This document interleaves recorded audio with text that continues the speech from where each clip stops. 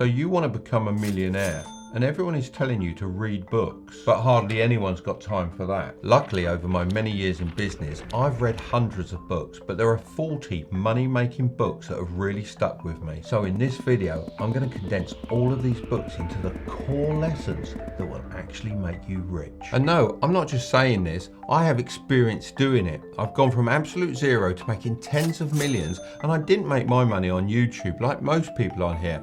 I did it running real businesses. So I promise that the things I'm going to share with you today will take you from $0 to $100,000, $100,000 to $1 million, and $1 million to $10 million if you apply them correctly.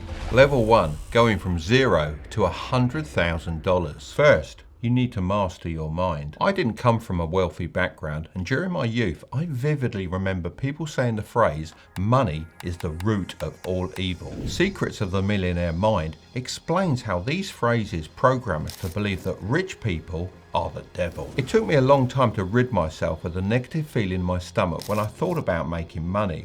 If I'd have read this book sooner, it would have helped me realize this issue earlier. Once I got over this hurdle, I had to ask myself, what is money actually for?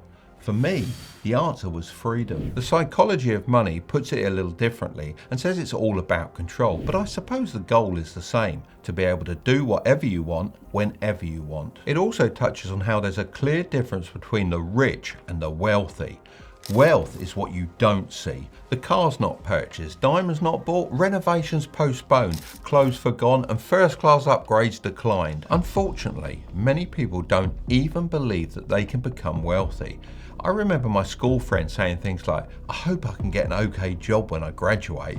They weren't even hoping for a good one. The magic of thinking big explains that people are setting their finish line too soon and therefore never have a shot at being successful. While I don't believe that thinking big alone will make you successful, it's certainly the first step. I always struggled in school and felt like a failure. Interestingly, when I left and started working in the real world, I found that I kept winning. This was probably because I chose jobs I had an interest in rather than learning things I didn't care about at school. The winner effect talks about actual studies to back up this phenomenon. The book discusses how positive correlation has been found between successful stock market traders and their testosterone levels. Furthermore, winning increases the testosterone receptors in your brain, which causes you to win more in the future. That's why it's important to set those achievable goals and get those little wins every day. I believe that my struggles in school and my strong drive for success had a positive impact on my life. They left me with no other option but to push forward. Think and Grow Rich tells the story about a great commander. Despite being outnumbered by a far superior enemy, he burned his army's own ships, leaving them with no escape plan. This forced his soldiers to fight with everything they had, resulting in a miraculous victory against all the odds. It just shows there's a big difference between wanting to succeed and needing to. Being comfortable is just as harmful as having an escape plan. During a chat with Andrew Tate, he referred to this as one of the Matrix's tools. Unscripted also presents this idea. The author argues that society aims to transform us into model citizens, which stands for mediocre, obedient, dependent, entertained and lifeless. Avoiding this fate depends on how well you can manage stress. The essence of success gives us a helpful perspective on this. The book mentions that all the water that forms a fog that's 100 feet deep and 7 city blocks wide can fit into a small glass.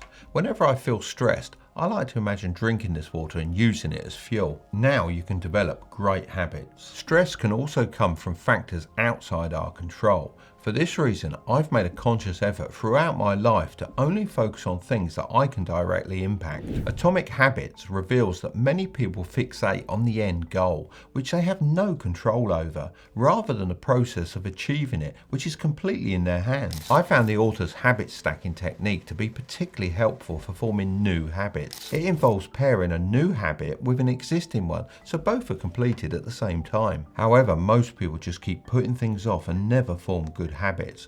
I know far too many people who just go through the motions without any direction, and before they know it, time has run out. The 7 Habits of Highly Effective People stresses the importance of always knowing where you're going and thinking about how you want to be remembered. I know this provides me with extra motivation, but this is only one part of the equation. The 12-week year suggests treating a year as 12 weeks to create a sense of urgency. This really hit home for me, as I know I work best under pressure.